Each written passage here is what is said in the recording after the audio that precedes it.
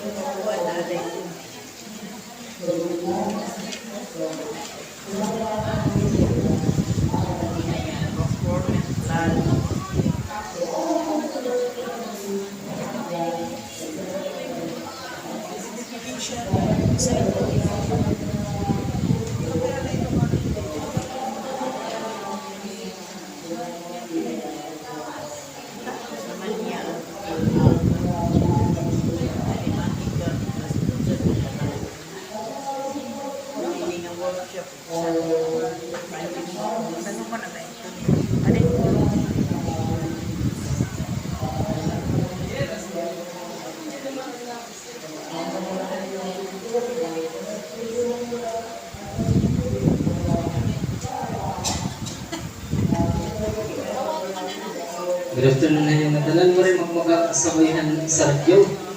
Nalit ka. Sa'yo kita to. Nalit ka.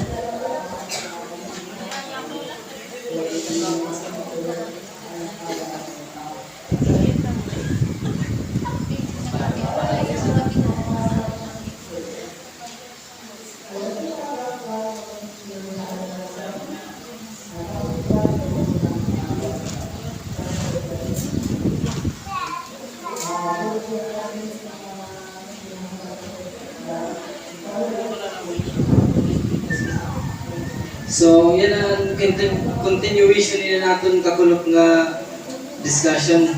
Amin kaninaan, maray ka upod nga tuhan ang nabunutan ka na ni ate sa project mino.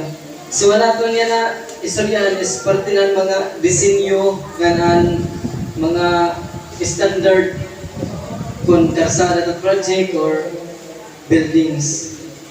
So, sub-project identification and design considerations. So, sub-project. Para kayo yung sub-project, ginyagan nila natin na kung ano to natin, ano sub-project. So, base nga niya really is a set of development activities or interventions. So, ang sub-project is ato niya gina-identify ato niya i-design, ina-implement, tapos kung man ka-implementan sa project, ginaano taman. Kung na-implementan sa project, ginaano mo? Kaya gina-implement na niya, so implemented na. So, kung man, i-maintain ta na be a partner of the community. So, next is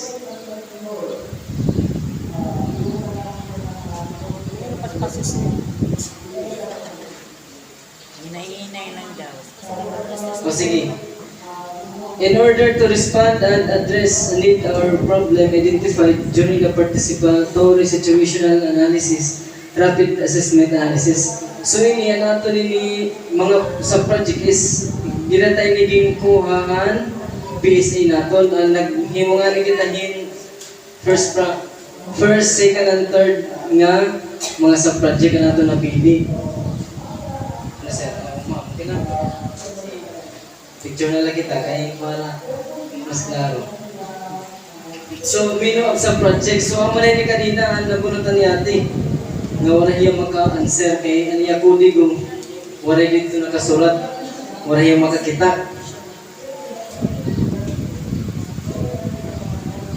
So, amin nga 5. Amin niya gin pupunduhan ng aton kalahi ng mga sub-project. Siyempre, kung wala hiya dida, negative list niya. So, mahinga to talaga kita, hinga diri ni pupunduhan. So, first is construction, repair, improvement, upgrading of small-scale infrastructure. So, ini is pag-improve ini like mga daycare centers, health station, ngan pag-upgrade na natin mga small-scale infrastructure. The second is environmental protection and conservation. So, ang manini like ang mga roads, tatagos sa usang tayo niyan, kada usa. Tapos, enterprise or common services facilities, rapid onset disaster recovery operations, and response to the effects of COVID-19. So, siyahan kita, construction, repair, improvement, upgrading of small-scale infrastructure. So, amin yung mga example ng mga sub-projects. So, access or barangay roads, bridges, footbridge, reinforced concrete, cable suspension, footbridge. So, ang footbridge, baga, dapula ini yung pundoy natin pwede makuha nga fund kay ang bisan katuogan footbridge at nira baga sinis